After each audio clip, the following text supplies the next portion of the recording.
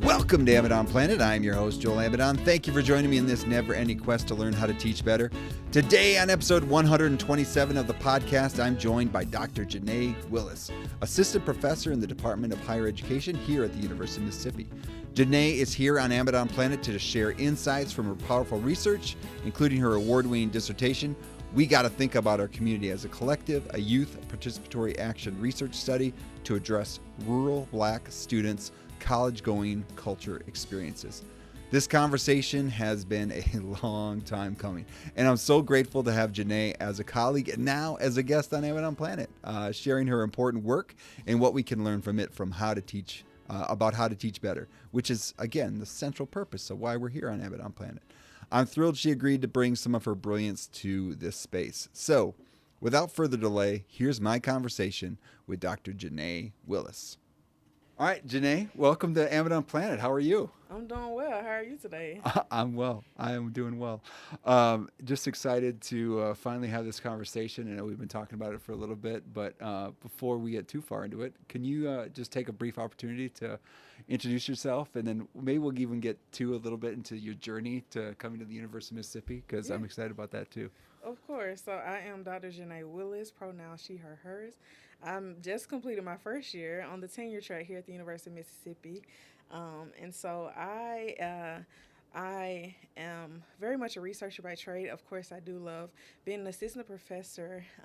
And my research really focuses on the intersectionality of rurality and Blackness, and also rurality broadly, especially considering spatial equity and how to combat spatial inequities in terms of access to higher education. My expertise is in a critical qualitative methodology known as youth participatory action research. And what that is really thinking about how I, as a researcher, am in community with youth, specifically rural youth, and even more specific, rural Black youth, and also rural youth broadly, in terms of how is it that these youth really think about shaping their own experiences in terms of their college-going journeys or access to higher education in colleges and universities. It sounds, youth participatory action research, when you say it, it feels like everyone is leaning in, you know? And so how did you, and we'll get more into, we'll back up a little bit. Well, okay, we'll put a pin in that because I'm really excited to talk about that. But what was your path here? Like maybe back up even a little bit more about like maybe even like where's your, educational experiences leading up to being at the School of Education here at the University of Mississippi? Yeah, absolutely. So I'll actually start, because I'm doing YPAR, I'll start with my journey as a rural Black There we youth. go. Yeah. So I myself do identify as a rural Black student from the state of Georgia. I hail from the Peach State. And so I think about my own experiences in my rural school district, specifically in my rural high school. I was often one of few Black people or Black students in advanced placement courses, or even honors courses. Even I think about that, and then I also think about the engagement of my own parents being really involved in the school system, attending parent-teacher conferences and stuff like that, and thinking about those experiences, how that shaped me as a rural Black student, and even how I show up as a rural Black student today, or a rural Black Southern woman, and thinking about like really how is it that we're making sure that these are communal experiences, these are family-driven, however you define family. In my research, a lot of times I define it as immediate, extended, or chosen family. And so how is it that we're thinking about how rural Black youth gain access to higher education, colleges and universities, whether it's community college, junior colleges, four-year institutions, or 4 to 5, 6-year institutions, or graduate education as well. And just thinking about those journeys, because to provide context, I was in a predominantly white school district, K through 12, and so a lot of times I think about how it was that it was very minimal that I saw people who looked like me, but I do think one of my teachers who does look like me, Dr. Griquetta Banks Harris, I thank her because she, for me, was a possibility model, or a role model for me of modeling what excellence looks like. And so I think about that, and I think about how I would always joke with her, and I was like, you need to, she was my 11th grade science teacher, or chemistry specifically. Yeah, I was like, you need to be a college professor. yeah. And so I think that now she does teach some college courses, if I'm not mistaken. And so I think about how she was a possibility model for me, and how I also too want to be a possibility model or a role model for other rural black students or rural students at large about what it means to pursue my journey to education. So I completed my high school in my hometown, and then I went on to my undergraduate career. I only knew about that because of my mother. My mother earned her bachelor's in nursing at that institution at Georgia College and State University, and so when I was there, I was also similar experience, like wanted to see people who look like me, right? Yeah, I was yeah. at a predominantly white institution, right? And at the time, I never thought about this idea of what rural means, because growing up, I was always think about like, oh, I'm just a country black girl, because my dad would always be like, well, I'm just a country black man from the South, you know. And so I kind of adopted that language in terms of like me being a country black girl turned black woman, Yeah, right? yeah. And so I think about those experiences, how my parents inform who I am, how my favorite teacher, Dr. Harris, informs who I am, and then how I myself come to this work in terms of really thinking about how is it that I'm showing up in my authenticity, much like Dr. Harris showed up in her authenticity, Yeah. and me doing that same thing for other rural black students to let them know, like, hey, we deserve to be here. And it was when I did my bachelor's degree and as a double major in criminal justice and sociology. And then once I obtained that, I went on to pursue a year of service with AmeriCorps in Newark, New Jersey. And so I owe that experience to my best friend, Zacarias Crawford, because he's the one who told me about the opportunity. But what I was seeing in those experiences between my own lived experiences in my rural high school and in Newark, New Jersey, was that there were similarities more so than there were differences that exist across rural and urban spaces. Yeah. And so I was like, and to provide context to that school setting, in that charter school setting, it was a predominantly black school setting. But similar experiences in terms of the parallels that exist in terms of how's it that I understand what it means to access education. Now, in that school in Newark, as a staff, we were privileged to take the kids to college tours. At the time, back when I was in high school, we weren't really taking college tours at that time. They are now for juniors and seniors. But even then, like, I think back to my research, and my student co-collaborators were like, Miss Janae, why are we waiting until 11th and 12th grade? Like, let's Right. talk about it like earlier on, so that we have that exposure of, we need to see this in order to believe it to get to college. Yeah, yeah. And so I think that about that present day in terms of like how both my experience in the urban city, but also my lived experience of my K-12 experience as a rural black student informs how I come to this work at the University of Mississippi, with the University of Mississippi being a rural serving institution. And how am I thinking about what does it mean to access education as a rural student? What does it mean to access it? What does it mean to be exposed to it? What does it mean to serve as your own advocate as rural students, in terms of not just me being a possibility model, but them also knowing that they are models for those that come behind them as well, and understanding the importance of sometimes not even understanding, do I know I'm rural? And Yeah, so yeah. I think about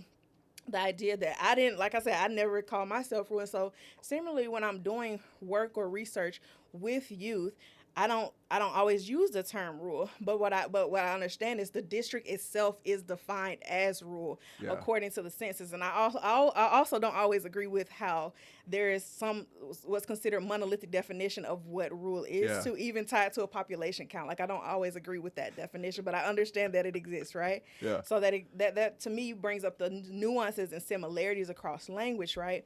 And so I think about me being at a rural serving institution itself, and what that means to be a rural black Southern woman engaged in rural work, or what I like to say as a country black woman being Yeah. engaged in this work, and what that means. Yeah. I was just reflecting on my own experience. Like, I grew up up in Wisconsin. I graduated from Altoona High School with class of 83. So like we were supposed to be over 100, but it didn't quite end up that way. Like, for the first time. My graduating class was actually a bit big. What I recall the number being is anywhere between 200 to 300. Yeah. But within that, there's only one high school Yeah. within my hometown. Yeah. I mean, So there's the yeah. Yeah. And we were, that Altoona was right next to a bigger city, Eau Claire. But then I did a lot of schooling in Black River Falls, which was like the county seat, but it was like 6,000, and it was the big city in the county. And it felt like, oh, well, you know, we've got a Hardee's. Right. It was big time when the McDonald's came and it actually had the automatic hand the faucets and things like that. Like, whoa, we're growing up.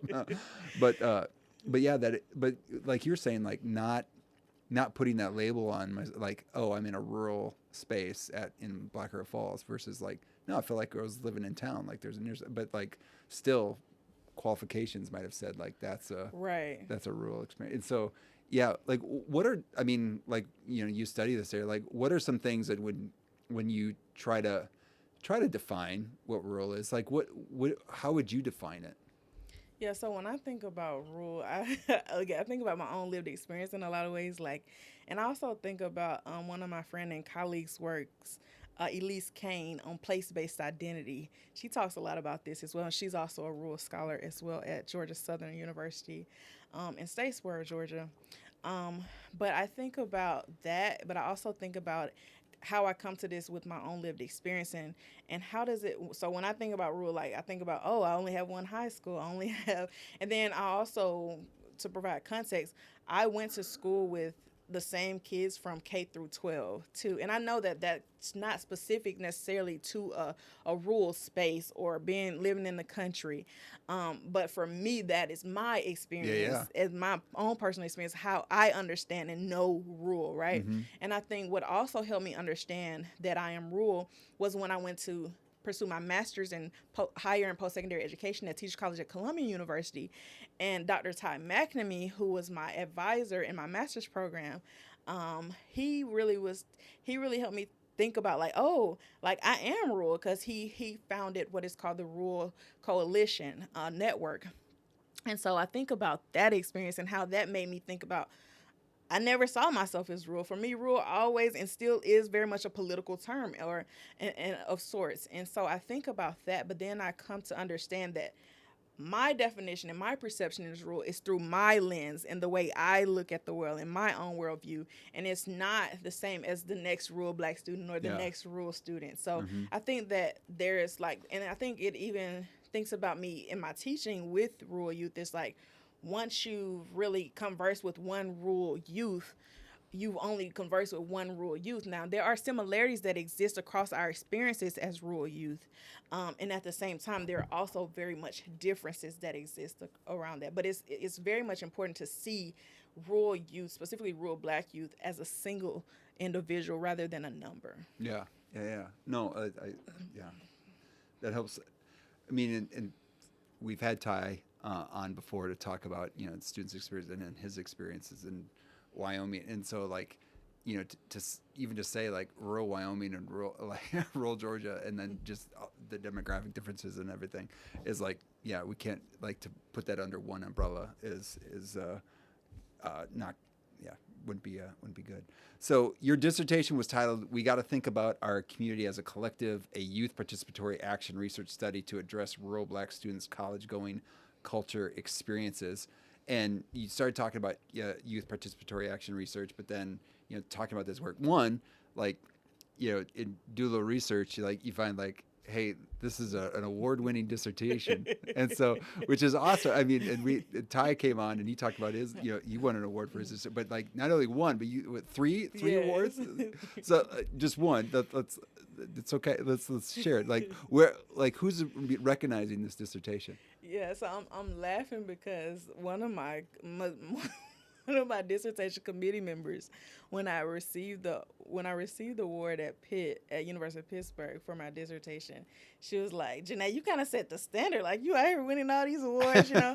But I also am a person that is very humble, right? Like, do these awards mean something? They do mean something, but they don't also in a lot of ways determine who I am as a person, right? Because I'm still a very much humble person. I'll joke and, you know, and everything. But I received the awards. I had the privilege and honor of receiving the awards from the American Educational Research Association's AERA's The largest research rural organization. SIG, Yeah. not the broad, not the broad umbrella, but the rural SIG of the Yeah. AERA. I received an award from them, and then I Which is also special interest group. Just for yes, those. yes, Yeah. yes. Thank Uh-huh. you. And then I also received it from Pitt. Courtesy and thank you to my dissertation chair, Dr. Darius Means, who always encourages me to lean into my brilliance. And so I even think back to when I was putting in the application, I was like going back and forth because he sent me an email like, you should apply to this. Yeah. And I kept going back and forth. I was like, it was my mind was like, Janae. And then I have a PhD sister who I call my big sis, Dr. Rashonda Breeden, and she'll be like, this ain't the time to play small, you know? Yeah. And so that kept running through my mind. And so I just was like, let me just put it together and submit. So I got it from the Rural SIG, the special interest group of AERA. I also got it from the School of Education at Pitt. And then I'm a member of the National Rural Education Association, but they have a conference known as NFAIR, the National Forum to Advance Rural Education. And so I also received an award from them as well. And I think I love that I received it from all of them, but I think the one that stands out to me the most is the one from NFAIR and NREA. And I say that because the executive director at the time, he really I was like, oh, my family be able to come, and I just had to reach out to him, and he was just like, yes, of course, bring your family. And he was just so welcoming to my family. And so I'll never forget that moment. That's and so I'm just awesome. so grateful for that. Well, and what it does, it shines a light on some good work, right? And so, like, now if we can get a chance to do that, makes it so other people are noticing it. Even too, like we talk about the methodology, we talk about the focus on Black youth, and then now all of us and thinking about college going culture and what does that mean? So like I don't know. I like the fact that it's putting that light out there, and now we get to talk more about it. So yeah, absolutely. Yeah. So, obviously, you're kind of talking about some self-motivation and some, part of your own story. But what led you to do the study?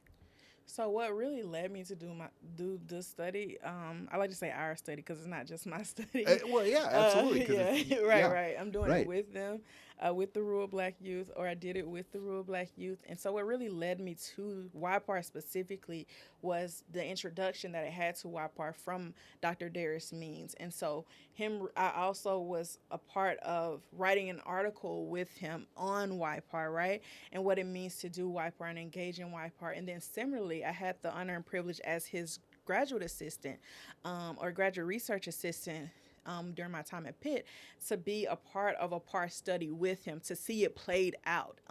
And so I think that to see the methodology carried out in a very organic and critical way as it was, and him being the guider of that, and also him also being another possibility model for me, much like Dr. Harris, was really like me. Like, okay, I think I really have fallen in love with this methodology in an organic way, right? And so I felt like I kept dreaming about it, about going back home, because I'm very community oriented and community driven. And I'm also very loyal as well. And so I say loyal because I'm loyal to my community. I'm loyal to the community that I was educated in, K through 12, right?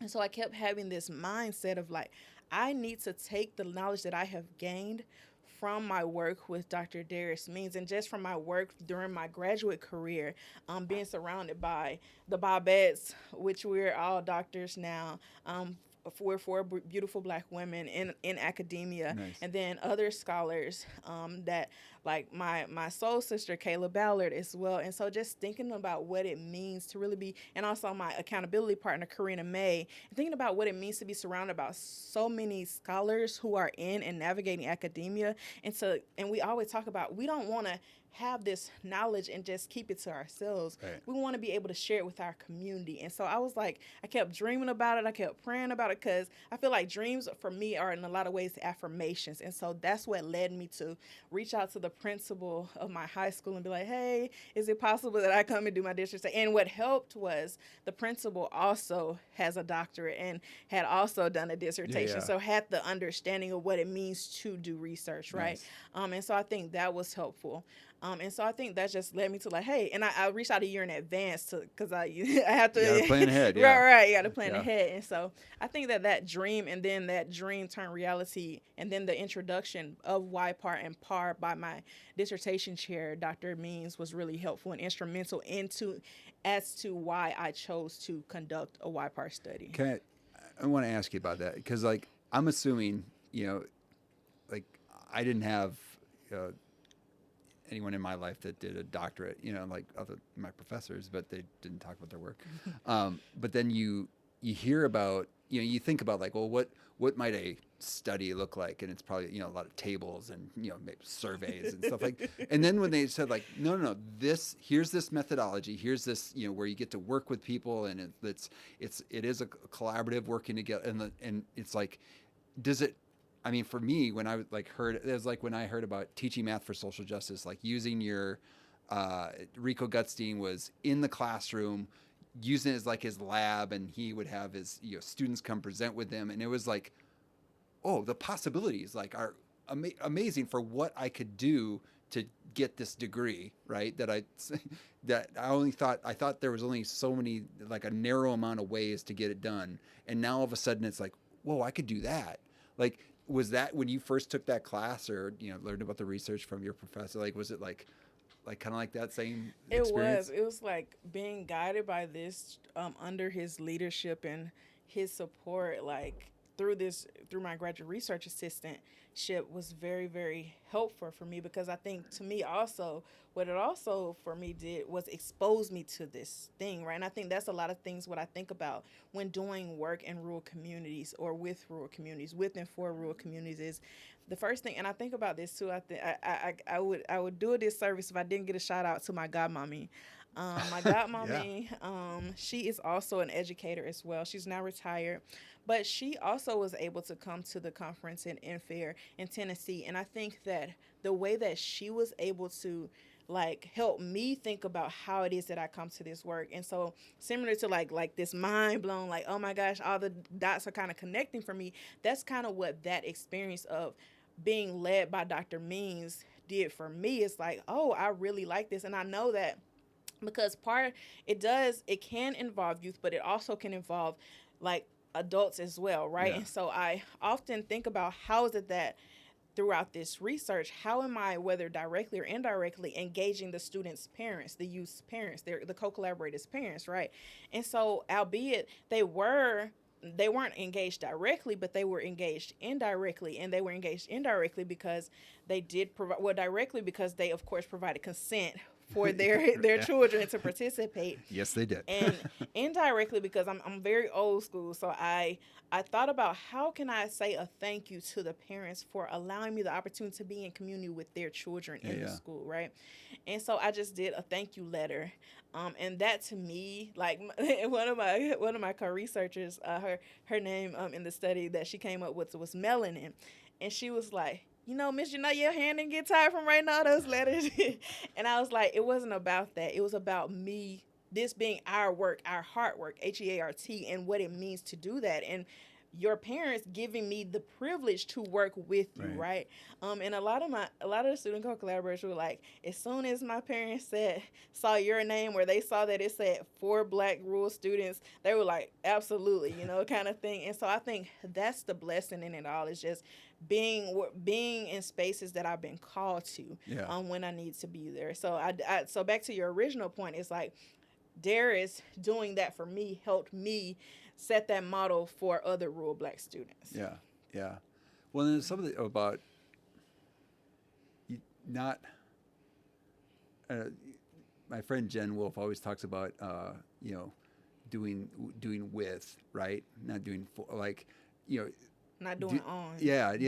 Like to be researched versus like I'm being a part. I'm engaging in the research with you as a co-collaborator, and like it's just a different ballgame, and it's like, and getting enthusiasm about trying to make a difference, and now I got an opportunity to, and I didn't think that, so all of a sudden I got an opportunity to work with a researcher. This is pretty cool. Yes, yeah, absolutely. But so what did you when you well, I guess describe the setup. Like, so, like, how Well, does and that work? to your point too, like to do the research with, I think also what the student co-collaborators kept saying throughout the study is that, oh my gosh, Miss Janae, I had never thought of the role of the community. I had only thought of the role of the high school and how the high school plays a role in Mm, me going to college, right? And so for me, I think about again what one of my committee members said. She was like, in a lot of ways, like there is an existing college going culture in the school already. And in addition to that, you're creating and adding to the college going culture in a lot of ways, right? And I'm actually excited because I'm actually now currently working on an article from my dissertation research about that. Is like, what does it look like to create and add to the already existing college going culture that now rural black youth have this takeaway and from their own mouths, like that they right. shared on our findings written up as podcast episodes, is really thinking about how it is that okay, I've been exposed to this. Now I can also support other rural black youth or rural youth in the community to help them think about how is it that not only our high school supports us going to college, but equally important, how is it that our maybe our black churches, our local organizations, our community programming that supports college access, and programs such as, like, I think about programs much like Trio, and thinking about programs like even right now I think about Avid Advancement via Individual Determination and programs like that. How do these programs support rural youth getting to college? And that's what the research really did, and it just came alive in that way. And it really, they spoke to it because it was their experience. While I'm the expert in the space, I'm reminded that there's shared power all throughout the space and how I show up and create the space for them. Yeah. I mean, even just thinking about what you just described right there, if it's just, if it's just you going in and observing and then coming out like, hey, let me just tell you about all these different things in the community that help from, versus like the kids being able to see it. And now they're big advocates for, like, you've just not only like help distribute the power within the project, but then also too the dissemination of like, it's not just you, like, like Right. there's all these people like, hey, like, I just noticed all this stuff that we have, and how do we make it better, right? Absolutely. Yeah. And so, like, so what this, I guess, describe what did the study look like? Like, how did you, like, engage with it? I mean, you talk about engaging with your co-researchers, but, like, I guess, yeah, what was the setup of it? So the setup of it, I always think about who are all the stakeholders involved in the research processes. So because I am, in a lot of ways, I'm trying to remember the scholar, but I would cite the scholar now if I could come up with their name off the top. But they use this language of outsider insider or Mm-hmm. insider outsider, and I had to remind myself of what it means to be an insider outsider, as quoted by the scholar, that I quoted in my work. And I knew that I was affiliated with the school district, and at the same time I knew I was far removed from the school Yeah. district. So I was like, okay, how can I integrate myself back into the school district in a seamless manner? And so I did share already that I did reach out to the principal a year in advance. Yeah. So what I didn't share that was that leadership changed. So the principal, who was my principal Uh, when I was in the high school, who I reached out to a year in advance, was no longer the principal because he became he started working for the Board of Education. mm, And so then a new principal arrived, right? And so I met with her, and I also met with the assistant principal, who was my former cheerleading coach in middle school.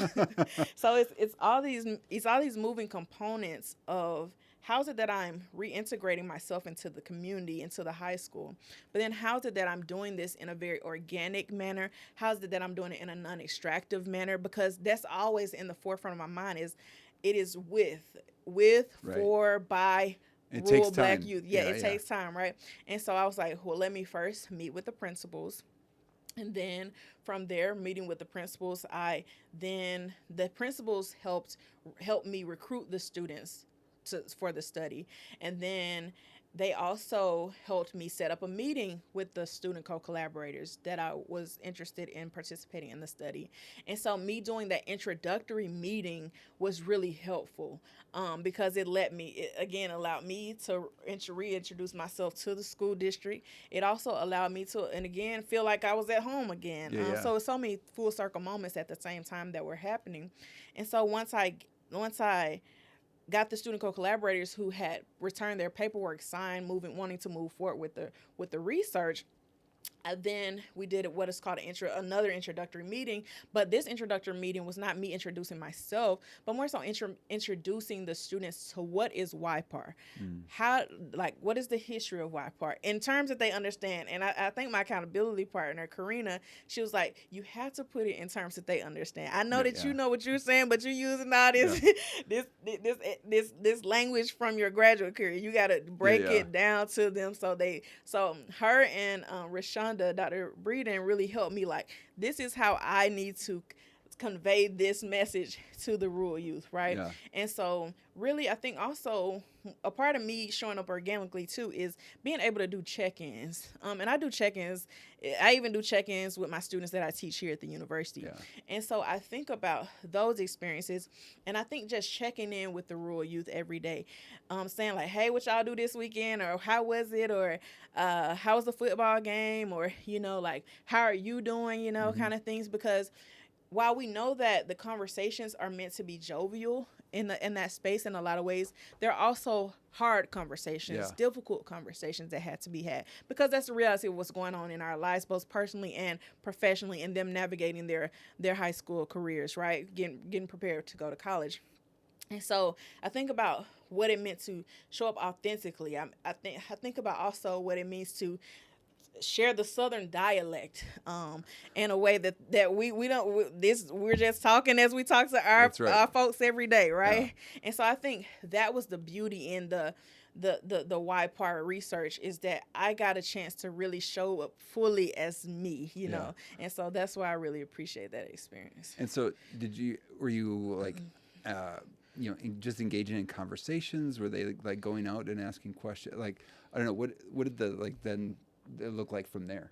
Yeah, so they were both directly and indirectly. They would sometimes come back and be like, Miss, I talked to my mama about the research. I talked to my and that was one of the key components of our research too, is they kept talking about, like, and I even co-sign too, is that Black mamas are very, very instrumental and supportive in the Black community, right?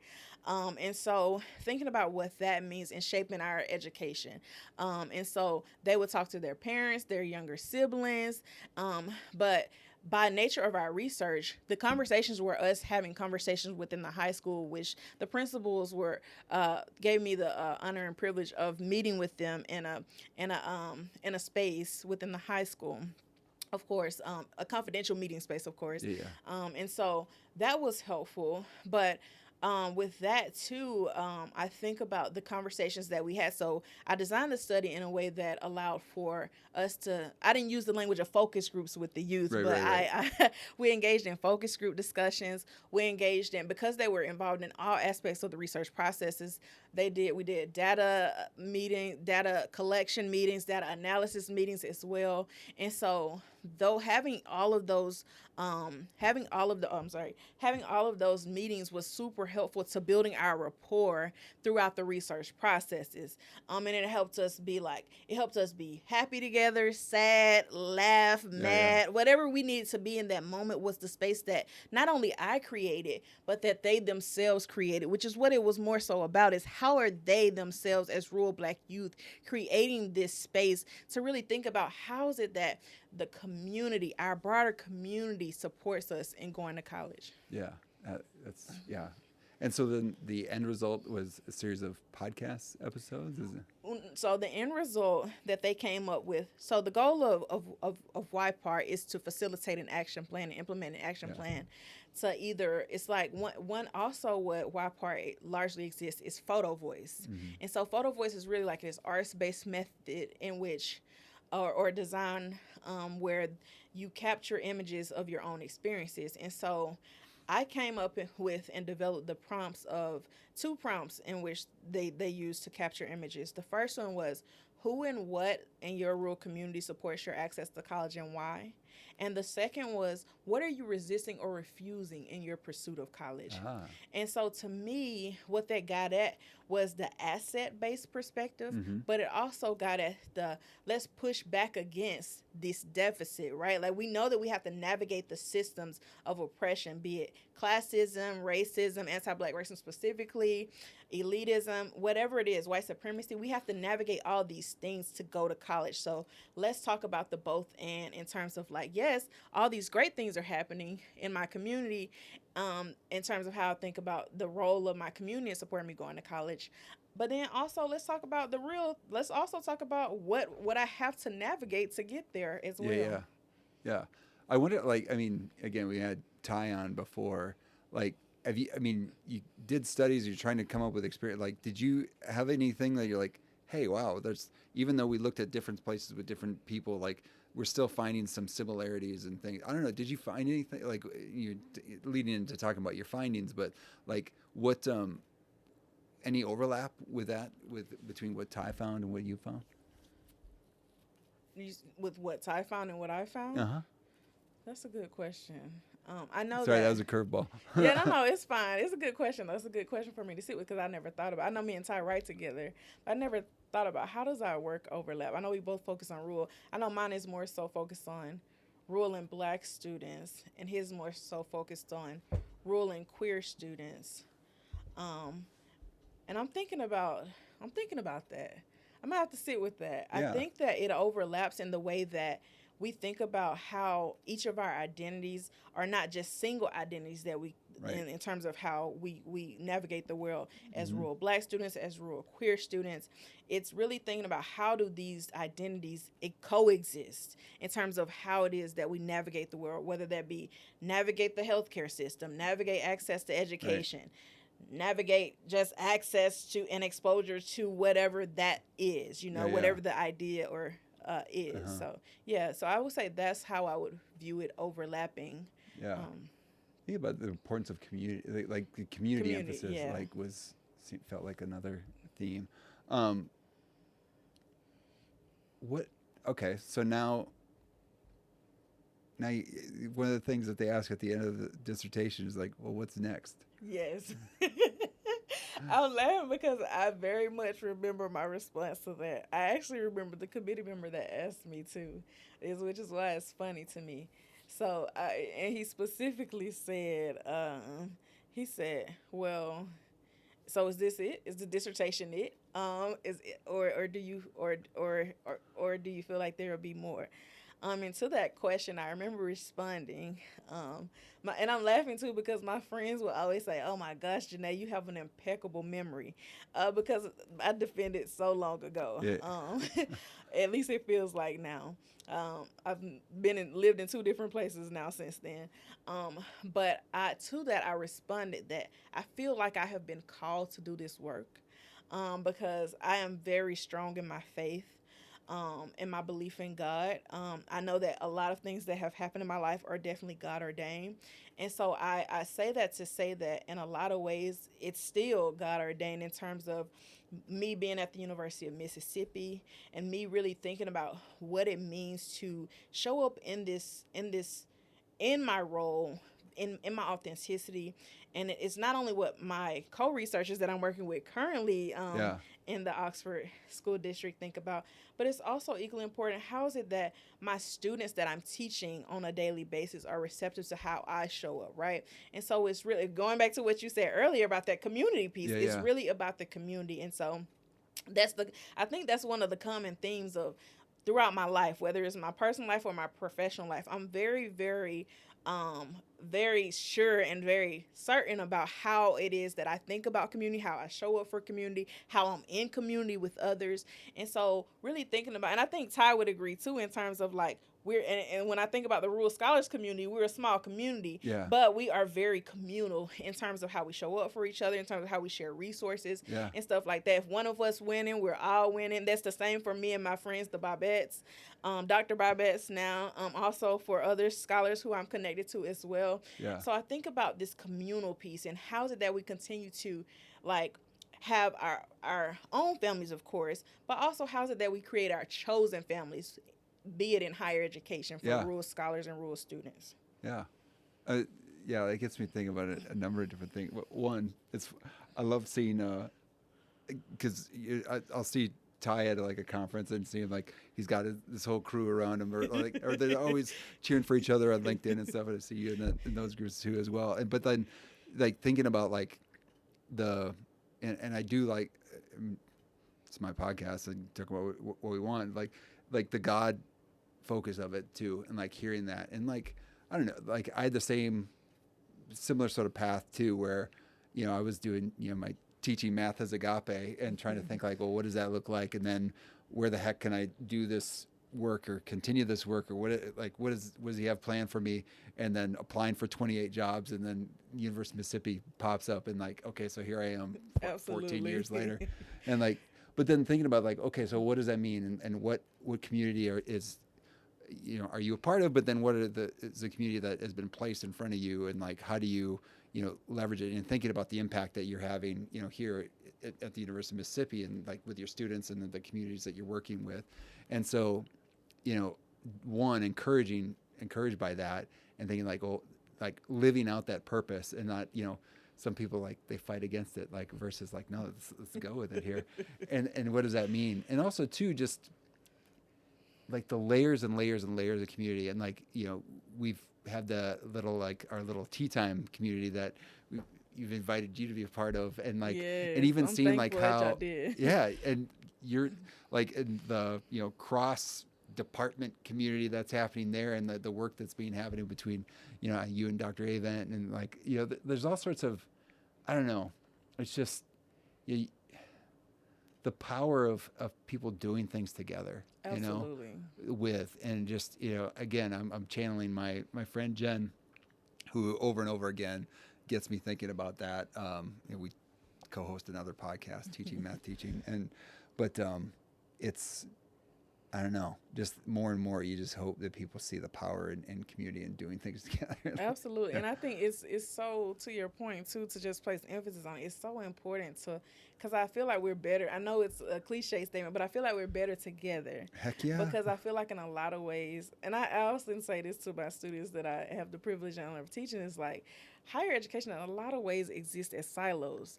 But it doesn't have to. No. We can lean on each other. Like, let's spread the wealth. Let's spread the knowledge, Yeah. And so I think about when you were talking about the community aspect, I was literally thinking about my community from childhood to now, and like how I've been so big, how that's one of the themes of my life is like community, but you talked about agape and love. Yeah. Community and love. And I think it's so big to move in love always, and when you're in community with others. Because I'm also very much an empath, so I know I can feel and I know if the love is real and genuine, right? Yeah. And so I'm so grateful and blessed to be surrounded by genuine and organic love and genuine community, people who root for me, but it's not one-sided. I'm also rooting for them in return. And if there's opportunities for us to apply to, let's all apply. And whoever wins, if one of us win, we're all winning. And so I think about that in so many ways in terms of how community shows up, not just like in my personal life, but my professional life too, which is like how I'm thinking about the rural scholars and and us, and then also I'm thinking about being in community with you and Dr. Monroe, and also in community with Erica, and so it's just been a beautiful experience to even be brought here to the University of Mississippi and be in community with the higher education program as well, and the scholars and colleagues in that program. Yeah, we should have Dean Rock put this out as a recruiting video now. We should. Yeah. Just want to make sure, like, if there's anything, that with the study and find out, and even you're continuing your research, like Emmett on Planet's about learning how to teach better. And like, what are some things that you would take away from the work that you do that you'd want others to know about teaching better? That's a good question. I think that for me, teaching better, I want to still center in this theme of community. Mm-hmm. What does it mean to be in community when you are teaching? Like, yes, there are power dynamics in this space. And while there are power dynamics in this space, it doesn't have to be I hold all the power because I'm the professor in this Yeah. space. No, I have knowledge, you also have knowledge. Let's have engage in a shared knowledge approach in this space. And so to me, that's the power in teaching and being able to have conversations. And I even think back to the class I was had the honor and privilege of teaching this past semester, was topics of higher education. We specifically focus on race and reconciliation. So, Yeah. There we go. yeah. So it was a really powerful class because my students would say, and I often got emails from them, and they would say, Dr. Willis, I'm just so grateful that you create this space because I've been in the program for X amount of years, and this is the first time that I feel like I've been able to show up as my full self. Mm. And so that's why I do this work, Yeah. not just with my students that I teach, but also with the youth that I'm privileged to be in community with. Is because when I show up as my full self and my Southern rural Black woman authenticity, Yeah. that is what I do this for, because I want to be a possibility model or a role model for those who might come behind me. I love the idea of possibility model. Yeah, so that I owe that to my dissertation coach, Marvette Lacey. She always made me think about what is a possibility model, and so she uses that language a lot. So I want to credit her for that language. Yeah. Well, I think that is important too. And you think about the role of possibility models that you talk about in your own educational journey, and like, well, what can we be for others that exist out, the possibility models. And I just, I think about in my own experience of eventually going to be a high school math teacher. Like, even when my struggles in a math classroom, a lot of times I looked up and I saw, like, hey, that dude kind of looked exactly like me. And like, okay, so I had that, but then important for others to have those experiences, like Right. to see, like, hey, here's someone that looks like me that has similar sort of experiences, like, or even to, like, I'm an owner of the Green Bay Packers, like someone that's into football. Like, I Yes. just, like the Making the connections. you're making yeah. the connections and identifying, and again, that bringing that community aspect to it. I like that a lot. Want to honor your time, but I'm enjoying the conversation. this is good. Yeah. Well, and again, you just talked about you're in your first year of teaching here at the University of Mississippi. Like, so what's something that you've learned over this year, and like maybe have a little bit of time to do some reflection, that something that you've learned that's helped your teaching, that's helped you learn to teach better over this past year? I think about it not just from this past year, but like it's a continuous learning process. Even when I was co-teaching with Darius as a graduate student or a PhD student, is that it's important to see, and I think that it depends on the space in which you're in, of course, online versus traditional in person. But I think this more so in the traditional format of when I'm teaching traditional courses, is that how's it that I am, and I also try to do this in online spaces as well, but it looks different. I'll Yeah. say that.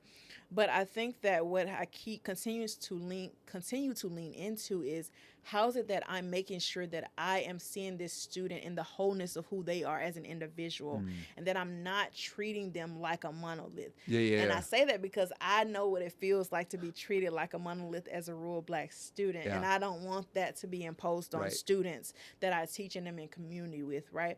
And so what does it mean to provide them with the space that feels safe, that they feel led to share? What does it mean to also push them in a respectful manner, but also push them to become critical thinkers or to think critically, right? And also to think about what it means to understand what is being taught in the classroom, but not only the theory piece, how are we moving it to practice beyond the Yeah. classroom, right? And I think about that in terms of like, how is it that we're showing up as individuals, but then how are we showing up collectively to make sure that we're having these conversations, whether they're difficult conversations or not. We know that we're coming from places of love, places of care in these spaces. So my hope is that I'm always coming from a place of love and care in the way that I teach, and then going back to that community piece, being in community and moving in the love and care. Yeah. I mean, it's like having our undergrads, and they're going out into spaces, and maybe they're not from the area, and like they're going into these rural towns, or or mean, they're all rural. Absolutely, Yeah, especially near here. yeah, Yeah. and they're like, well, what, and we do, and this is from the people that I stand on their shoulders. There's this Teach Math group, and Mary Foote, Julia Gary, like all the Tanya Bartel, Corey Drake, like all these, Amy Roth McDuffie. They made these like modules that we could use. And one of them was about being in a community walk, right? And just going out and trying to be like, well, where, like, not just community as a people, but community in the places and spaces that they exist in, like Right. and trying to like just they might say like, well, I'm teaching in the middle of nowhere, like, no, that's somewhere. Like, let's figure out what to somewhere, and like so you can, and now like asking your students like, hey, where should I go? Like, where are the places you go? And like now all of a sudden we're starting to build relationship. We're starting like, so that it is even more about the people, but also the places, and now we're developing a relationship. You can talk about like funds of knowledge that people have, and like now all of a sudden, like when you're talking talking about mathematics, like talking about a math problem, and you're supposed to be talking about some context that's from their from their reality, like all of a sudden, like, oh wow, I'm seeing a little bit, right? Like the thing that I talked about the other day in class, all of a sudden you're using it in a problem, and like, oh, okay, this teacher sees me a little bit, and so now you're part of like, hey, I got something else to share with you too. And so I don't know, that it becomes like this momentum, I think, that you can build on each other. And a point that you said too that makes me think about is like I feel seen, and I think that's a lot of times what I aim to do is like, I want to make sure that my students feel seen. Yeah. I want to make sure that my co-collaborators feel seen in the spaces that they're in. And so how's it that I'm making sure that they do feel seen, that they feel seen, whether that's asking a question that they think is a silly question. I always remind them, no question is a silly question. I ask all the questions because I'm very inquisitive, so I will ask 1,001 question. I always call it a clarifying question, but I always ask a question. And so I think that there's community in that, in terms of how it is that we continue to show up in these spaces and hold space for others, for ourselves, but each other, in space with one another, and feeling led to share. And it's all about, I think people a lot of times talk about, let's create the space, but also what does it mean to sustain the space and know that once the course is over, this doesn't limit your access to me. We can continue to build this professional working relationship, whether it's from student to professor, or whether it's from colleague to colleague, or whatever that looks like, and being in community with each other. Yeah, no, that's beautiful. That's great. So I want to honor your time. I threw my common question at you. What is one album that you love to listen to? Because I'm going, my midlife crisis was buying vinyl, buying a record player. Got a record player here in the office. Took all my vinyl home. But and push back a little bit. That's fine. It doesn't have to be an album. Okay, it has to be. Songs are good. So what's some songs that you've been loving to listen to? So I think about my taste in music is on a very big spectrum. It's either gospel or Glorilla, which she is okay. Glorilla is a rapper. She's actually from Memphis. And so gospel I like to listen to. I love Fred Hammond. I love Kirk Franklin. I just love a good gospel song that just makes me want to dance and get up and praise, And then I also really like line dancing. And so any good line dance. I know one of the most popular ones right now is Boots on the Ground. Okay. And so I like a good line dance at a good cookout, frying some fish, There you go. Yeah. or whatnot. But that's really what I think about. It's really also connected to that soul, that community of it all, because I feel like when I think about a gospel song, when I think about a song by Glorilla, I feel like it brings the community together. Yeah. So yeah. Absolutely. That's great. Wonderful. Anything else? Anything else you got coming out, or that you'd like to promote or share on the podcast? I will share. I think I'll share. We'll put links to stuff in the show notes as well. Okay, perfect. I'm trying to be better about promoting what I do on LinkedIn. And so I will share that I'm on LinkedIn. There you go. We can put a link there to your profile. And I'm laughing because it took me forever to, number one, create a LinkedIn. But now that I have it, I'm trying to be more active, because I have had it for a while, but it was not always active. So I'm trying to be more active about LinkedIn. And then I think I'm laughing too because I just had the I just had the privilege of being in community with some rural youth about what it means to go to college and think about the college access search and choice process. And I was like, "Is it okay if I put your college map on LinkedIn?" And they were like, "What is LinkedIn? Like, this is the third time I'm hearing this. What is LinkedIn?" So I think about that too. Yeah. So I think about exposure again, like when Right. you're telling youth or when you're telling whoever you are in community with, to really think about what does it mean to number one know about these things, access to these things. I was actually thoroughly surprised that they didn't know what LinkedIn, because this is the TikTok generation Yeah. and they Yeah. know they know all the Yeah. technology better than I do. But I think that is very important. So I'll share my LinkedIn. Very good. Very good. Well, thank you Thank for you. sharing time here with us Thank you here so today. much. Appreciate it. All right, there's my conversation with Dr. Janae Willis. And just in reflection of the conversation, here's some things that are still popping around in my brain. One is thinking about what are we doing, and I'm talking about me. What am I doing to promote pathways for rural youth and rural Black youth is what Janae is focusing on. But just the idea of like having these possibility models, using the words, and I love those words that she used, and going to put it in the title of the podcast. What are we doing to provide possibility models out there, and like to show like, hey, here's the pathways in which you can take, and know, and then highlighting them, right? So what are we doing as an institution to do that? Another thing I've been thinking about is this YPAR, Youth Participatory Action Research.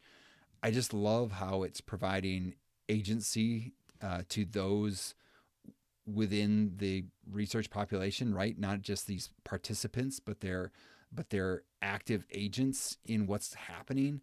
And I just want to look excited to learn more about YPAR and what that might mean for possibly my research or the research of folks that are doing research within my department or doc students, if she can teach a class on it or just provide some guidance on doing YPAR. Just super excited about that. I think there's a lot of power in that methodology, and just excited about how excited she is about it. And so that's lots of positive things coming out. And again, I'm glad that one, her work is being recognized through the awards for a dissertation, but two, that she's here at the University of Mississippi, and three, that I get a chance to have my doc students at the University of Mississippi interact with Janae and the work she's doing, and then also just influence stuff that's happening around our institution and beyond. So, all right, next we're going to talk about the album of the episode, where I share an album I've been listening to as a way to connect with you, but let's be honest, it's probably just an excuse to talk about music. Today I'm talking about Need to Breathe's Hard Love. So Need to Breathe is a rock band from South Carolina. I think that's what they say in every show that they do. I've seen a number of their shows, and this one was, I think, from 2016. And the reason why this album sticks out is because I've gotten to see them a number of times in concert. And for two of my kids, it was their first concert was going to see Need to Breathe. And they were just amazed by their energy and the show performance. And so there's just the connection to a live performance, I think, leads a lot into like the connection to an album. And for me, definitely in that case. And this album is, it's got some bangers on it. Got Hard Love. It's got Money and Fame, like No Excuses. That's a little softer one. Great Night is also another one. Happiness. Oh my gosh. Happiness has like a choir in it. And it's happiness. I mean, so if you're feeling down, obviously you want to play that one. And then Testify is another great. I mean, again, it's a great album. Cover side to side, A side to B side, whatever you want to say. And it just brings a lot of memories for my kids in going to see them in concert. So check it out. I'll put a link to it in the show notes. Finally, we're going to do a little shout out with the mailbag. Not truly a mailbag, but just really appreciate Dr. Christy Livingston out there promoting the last episode that we had with Claire Fern, talking about structured literacy, spelling, and the work that she did for her dissertation. And Christy was one of the co-chairs of that dissertation. Did a lot, put that out there, because Claire found some awesome stuff that other teachers might want to know about. And so just glad that someone's out there and sharing it and liking this stuff. Christy's been a long-time listener, but also just appreciate her as now a colleague. So if you get a chance to support the podcast in a similar way where you hear something that you like, to share it would be great. Because anytime you share this podcast with someone that you think could hear something that hey, maybe it's something that resonates with what Janae shared today, or with Claire, or any of the previous 125 episodes, 126 episodes, it would be great. It'd be great to help others find similar sort of stuff. So that's going to wrap it up for this episode of Amidon Planet. Show notes are available at amidonplanet.com/episode 127. Again, if you'd like to support the podcast, you can subscribe, rate, review, and share. You can also subscribe to the email list to receive the Amidon Planet dispatch for teaching resources and updates from Amidon Planet. And if you want to engage further, submit a question, comment, or suggestion to the mailbag by sending an email to joel@amidonplanet.com. Lastly, I'm always looking to collaborate with those leading others to love through teaching. If you have an event or an opportunity, email me at joel@amidonplanet.com or visit amidonplanet.com/about to fill out the request a call form. Thank you for spending time on Amidon Planet. Special thanks to Dr. Janae Willis for sharing their time and expertise. Thanks to Matt Mifflin for the music in this episode. And finally, thank you to all of you out there learning to teach better and be the good in the world by investing in the lives of others. This world is a better place because you have decided to use the gifts you have been given to serve others. Thank you for all that you do. Peace.